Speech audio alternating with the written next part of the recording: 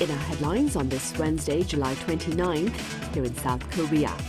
Speaking at a Korea-Brazil business roundtable in São Paulo earlier on Tuesday, President Lee Jae-myung notes the need to combine Brazil's vast natural resources with South Korea's advanced technology.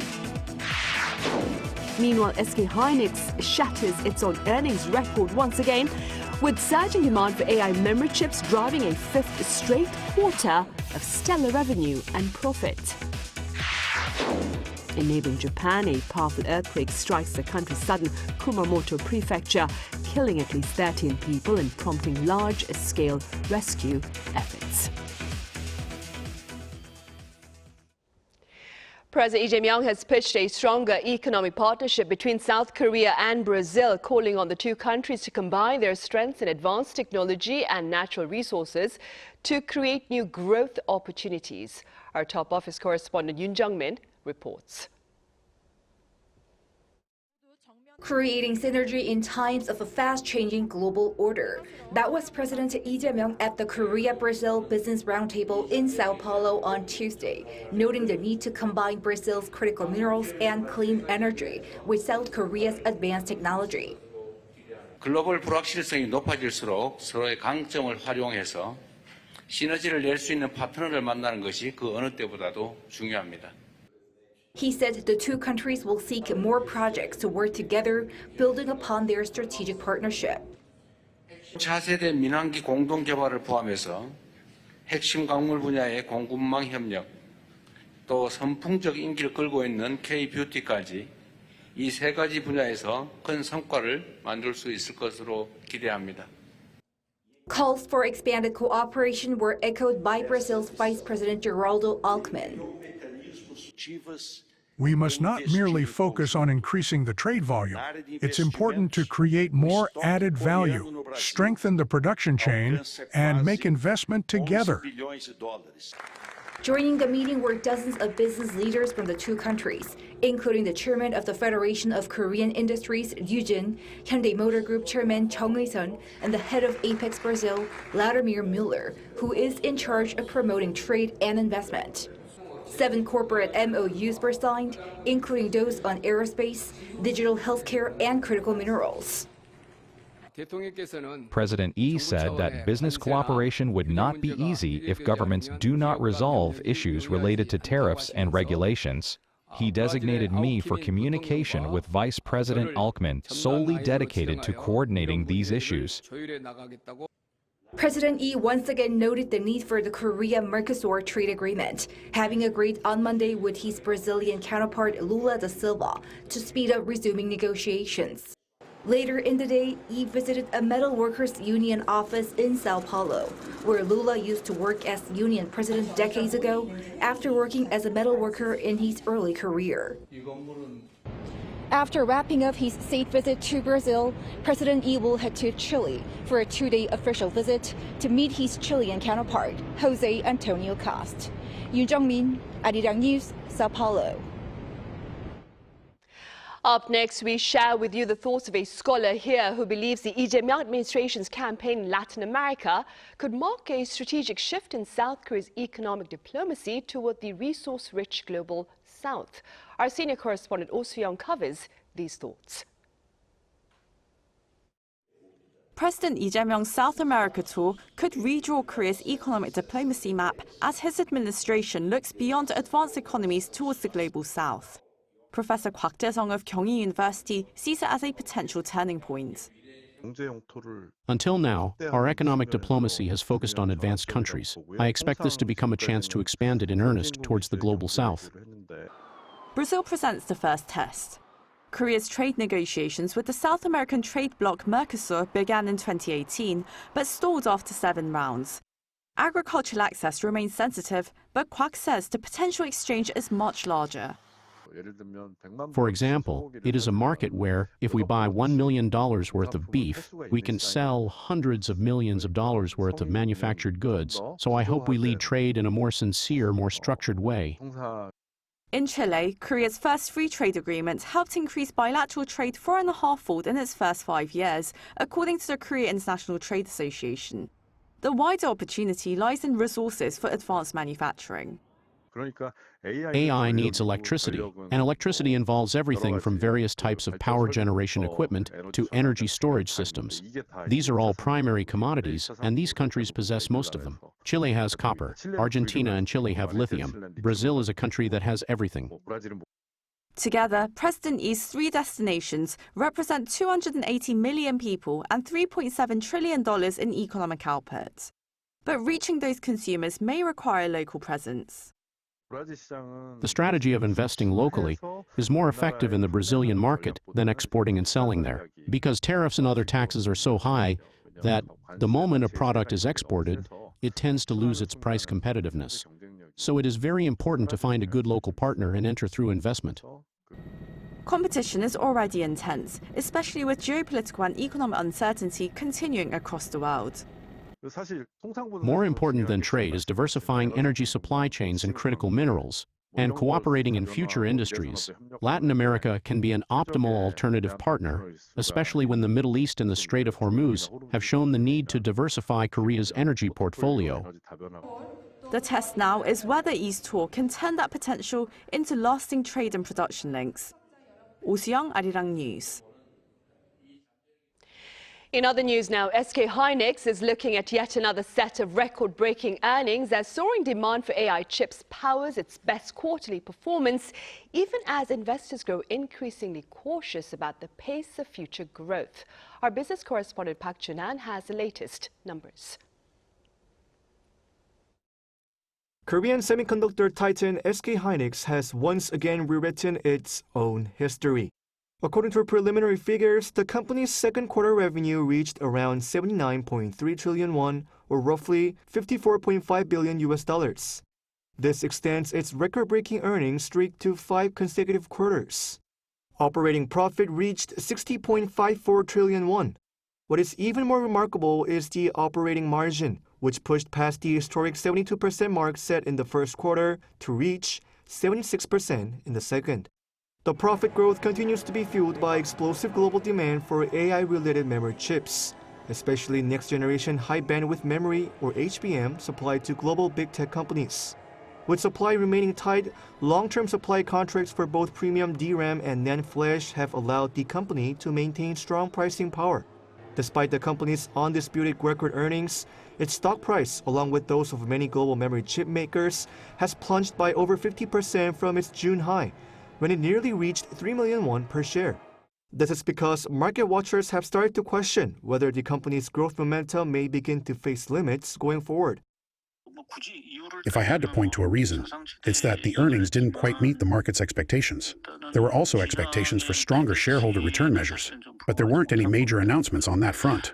At the same time, concerns remain over whether AI companies can generate sufficient returns on their capital spending, and that is continuing to weigh on sentiment toward the semiconductor cycle.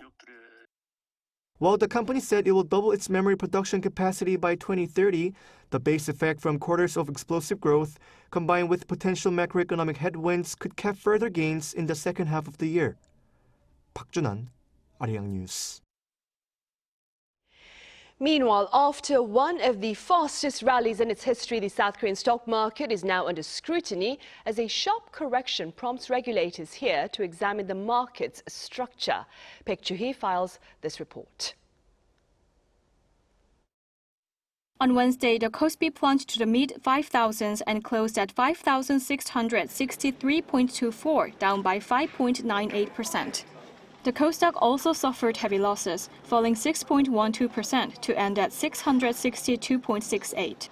A sharp plunge in both futures and spot prices triggered level 1 circuit breakers twice on each of the KOSPI and Kosdaq markets. These circuit breakers come when the market plunges by 8% over a 1-minute period. When this happens, the market is paused for 20 minutes. And the plunge of over 16% in the space of just 2 sessions is a massive reversal for a market that was recently reaching historic heights. President Lee Jae-myung's pledge of KOSPI 5,000 became reality just 7 months into his term. From there, the rally accelerated, surging over 80% in just 20 weeks to an all-time intraday high of 9,385.59 on June 19th. But the market reversed just as fast. In about 6 weeks, the index gave back all of those gains, plunging around 39% down back to the 5,000 level. And this unprecedented wave of volatility has brought with it frequent market halts. Since they were introduced in 1998, Korea's circuit breakers had only tripped 18 times over the next 26 years. However, they have already been activated 13 times this year alone so far, peaking with unprecedented consecutive dual market circuit breakers on both the KOSPI and KOSDAQ on Tuesday and Wednesday. During the presidential tour in Sao Paulo, Presidential Chief of Staff for Policy Kim Yong-bom addressed the root causes behind the abnormal price swings. Kim noted that while the fundamental demand for the AI revolution remains intact, market doubts over big tech's revenue sustainability and new supply shocks from Chinese memory makers, such as the listing of Changxin Memory Technologies, have amplified uncertainties. He noted that Korea's market is especially vulnerable due to its high concentration of retail investors. In response, financial authorities will review the overall market structures, including single-stock leveraged ETFs and derivative mechanics. The primary trigger was the introduction of leveraged ETFs in late May. Capital heavily concentrated into major semiconductor stocks, namely Samsung Electronics and SK Hynix. Consequently, any drop in these key chip makers directly translated into severe volatility across the broader KOSPI market. Meanwhile, Kim also emphasized that Korea must respond to the structural shocks by strengthening national R&D and making timely semiconductor investments, while financial regulators move to revamp market stabilization tools. 백주희, Arirang News. Over in the U.S., President Donald Trump has used this year's Korean War Armistice Day to reaffirm the South Korea-U.S. alliance, while warning against what he called the resurgence of communist ambitions. Our Kim Do-yeon explains. U.S. President Donald Trump has reaffirmed the steadfast alliance between Seoul and Washington, describing it as, quote, a pillar of peace and stability across the Indo-Pacific. In a message marking the 73rd anniversary of the Korean War armistice on July 27th, the U.S. leader honored the courage of American forces who fought to defend South Korea, noting the staggering cost of over 135,000 U.S. casualties. He emphasized that the two nations remain, quote, united in a steadfast alliance, tested by shared sacrifice and bound by an abiding love of freedom. President Trump also used the occasion to deliver a stern warning against the resurgence of communist ambitions, stating, quote, the same communist ambition that once sought to conquer the Korean peninsula is trying to rear its ugly head once more, this time in the West. His remarks on communism spreading in the West align with his strategy for the upcoming November midterm elections. The president has intensified his rhetoric against the ideology, recently targeting the Democratic Party over what he says is its growing Democratic Socialist faction. Notably absent from this year's message were specific references to North Korea. Last year's statement highlighted his administration's maximum pressure campaign aimed at securing denuclearization, the release of American hostages, and the repatriation of U.S. military remains. Also omitted this year was any mention of his historic 2019 Panmunjom meeting, where he became the first sitting U.S. president to cross the demilitarized zone into North Korean territory. President Trump first established National Korean War Veterans Armistice Day in 2017 during his first term, issuing annual proclamations to mark the occasion through 2020. He closed this year's statement by paying tribute to the fallen and recalling the inscription at the Korean War Veterans Memorial that says, "Freedom is not free." Kim Do-yeon, Arirang News. Also, Mr. Trump hosted separate White House talks with the leaders of Ukraine and Israel on Tuesday as Washington raised two of its most pressing foreign policy challenges, Russia's war in Ukraine and its tensions with Iran. Our Kim Bo-kyung covers these talks. President Trump held back-to-back meetings on Tuesday with Israeli Prime Minister Benjamin Netanyahu and Ukrainian President Volodymyr Zelenskyy. At the White House, Trump first met with Zelenskyy behind closed doors. Following the meeting, Zelenskyy said on Telegram that he had a good meeting with Trump in the Oval Office and that they talked about licenses to produce Patriot interceptors and diplomatic efforts to end the war. Earlier this month, Trump agreed to allow Ukraine to produce Patriot air defense interceptors, a crucial component of the country's defense against Russian aerial attacks. Following talks with Zelenskyy, Trump met with Israeli Prime Minister Benjamin Netanyahu, also behind closed doors. Marking their first face-to-face meeting since the outbreak of the Iran war, Netanyahu has reportedly been eager to secure continued U.S. support and sustain pressure on Iran with a general election scheduled for late October. In a video message recorded afterward, Netanyahu called the meeting excellent. I just finished an excellent meeting with President Trump. A conversation with full partnership, mutual support, understanding of the common goal to ensure that Iran does not have nuclear weapons, and other goals as well. Trump had previously criticized Netanyahu for appearing to publicly discuss Iran's Pickaxe Mountain nuclear site, but the issue did not come up during the talks, according to the director of Israel's National Public Diplomacy Directorate, who accompanied Netanyahu on his visit to the U.S. Meanwhile, Netanyahu and Zelenskyy met face-to-face in Washington for the first time in nearly 3 years, after each holding separate meetings with Trump. Marking the first time in-person meeting since September 2023, the two greeted each other and held a brief conversation ahead of a memorial service for Senator Lindsey Graham. The two had explored the possibility of holding an official meeting in Washington that day, but the talks ultimately did not take place. Kim Bo-kyung, Arirang News. And in the Middle East, a brief lull in U.S.-Iran hostilities collapsed on Tuesday after the U.S. intercepted an Iranian missile attack targeting American troops in the region.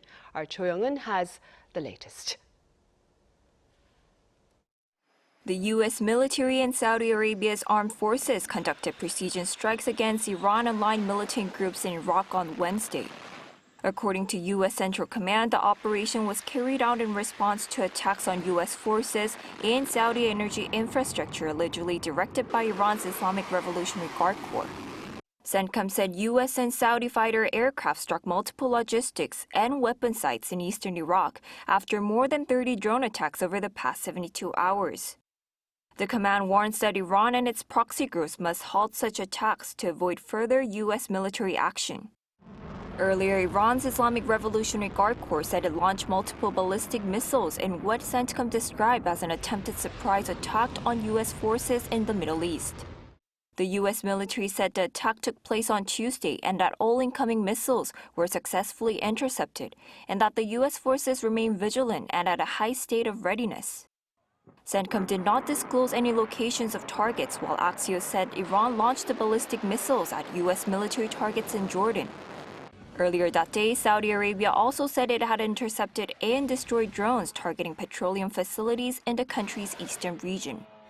The renewed hostilities come just a day after U.S. President Donald Trump spoke of very friendly negotiations with Iran, despite Tehran denying that any such talks are taking place.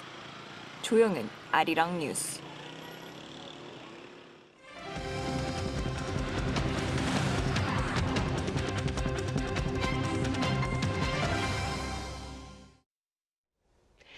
Rescue teams are searching for survivors in Japan's Kumamoto prefecture after a powerful earthquake killed at least 13 people, damaged infrastructure and displaced thousands. Our Cheonggyecheon reports.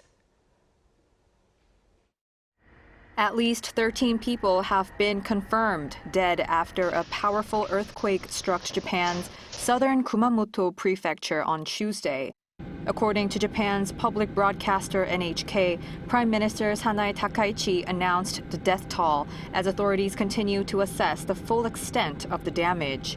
The quake triggered widespread destruction and a major rescue operation, leaving people injured and causing fires, power outages, and significant damage to roads, bridges, and buildings. Takaichi urged residents to protect themselves and evacuate to safe locations as strong aftershocks continue. Around 300,000 people have been told to evacuate, while hundreds of self-defense force personnel have been deployed. One of the hardest hit sites is the prefecture's largest shopping mall, where an explosion occurred after the quake. Footage from the scene showed that part of the mall had collapsed, exposing steel beams and scattering debris across the parking lot as firefighters and rescue crews searched for survivors. The earthquake also caused widespread power outages and ruptured roads throughout Kumamoto, a region that was devastated by another major earthquake a decade ago. The tremor was felt beyond Japan, reaching parts of South Korea. Authorities there received more than 760 reports from across the country, including over 170 calls from the southeastern port city of Busan, where some residents evacuated after feeling buildings sway. Shaking was also reported in Incheon and the central city of Daejeon, although no damage has been reported in South Korea. For many residents in Kumamoto, the powerful shaking revived painful memories of the devastating 2016 earthquake, with survivors saying the latest tremor was among the strongest they had experienced since that disaster. 정혜림, Arirang News. Meanwhile, back here at home, authorities are cracking down on price gouging at lodgings for foreigners, including hanok stays and registered guest houses. Those who charge more than the posted prices, as well as those who fail to display accommodation prices, will face a 5-day business suspension for the first offence. The crackdown follows a related cabinet decision back on Tuesday and is poised to take effect from August 4th, that is next Tuesday. Also here in Seoul, the scorching summer heat is showing no sign of abating. That being said, Arirang's Park Cheonggyecheon is out on the streets of the capital city for an actual gauge of the weather. Cheonggyecheon, welcome. So where exactly are you and how hot is it there? Hi, Sunny. I'm standing in front of the Cheonggyecheon stream for about 2 hours, and honestly, it feels like the entire nation is turning into one giant sauna. Temperatures already have exceeded 33 degrees Celsius this afternoon in most parts of the country, with feels like temperature even higher. As of 6 a.m. Wednesday, heat wave alerts were in effect across most of the country. The warnings covered large parts of the nation, while advisories remained in place in several other areas. A small number of locations were under the highest level heat wave emergency warning. And people are struggling to cope with the relentless heat. Here's what they had to say. I think today is the hottest it's been lately. I can't go anywhere without a parasol. I've only been walking for a minute or two since getting off the bus, but I'm already sweating. It's really hot. It is very hot. We're from Florida, and this heat is still more intense than Florida. We are just constantly sweating and having to drink water. It's very hot. Right, I do hope she found some shade or air conditioning after speaking with you. And speak about staying cool, Cheonggyecheon, what can you tell us about the number of heat-related incidents thus far? Yeah, about that. Since mid-May, at least 9 people have died, and nearly 1,500 cases have been of heat-related illness have been reported nationwide. According to the Korea Disease Control and Prevention Agency, the weekly figure had remained at around 100 or below for nearly 2 months. But in the week of July 10th to July 16th, the number jumped from 75 to 452, which is an increase of just over 500%. It fell to 225 the following week, but another 287 cases were reported in just 4 days between July 24th and 27th.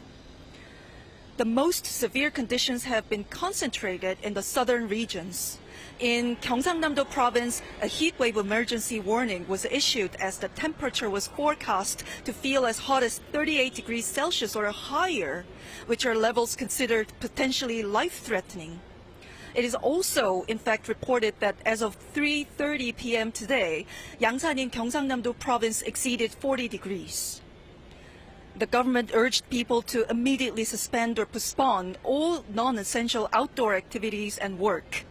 It also advised them to move to shaded or air-conditioned areas and drink plenty of water and take frequent breaks. That's all I have for now. Back to you, Sunny. All right, Cheonggyecheon, a very big thank you to you and the Arirang crew there for braving the blistering heat to bring us this report.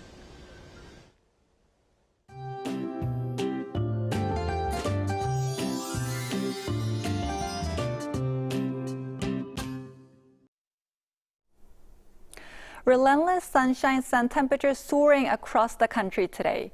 In many places in the south, feels like highs climbed above 38 degrees Celsius, putting them right around normal body temperature.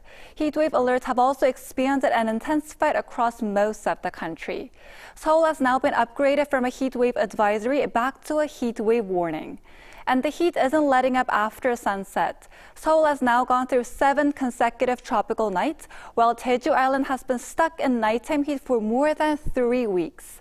With tropical nights continuing in many parts of the country, it's important to keep your room cool and make sure you get enough sleep. Tomorrow, Seoul will start the day at 26 degrees Celsius, Daejeon 25 and Jeju 27 degrees. Then by the afternoon, Seoul will get up to 34 degrees, while both Daegu and Gyeongju will top out at 37 degrees. For the time being, skies will stay mostly sunny, but the round-the-clock heat isn't going anywhere anytime soon. Now here's a look at the weather around the world.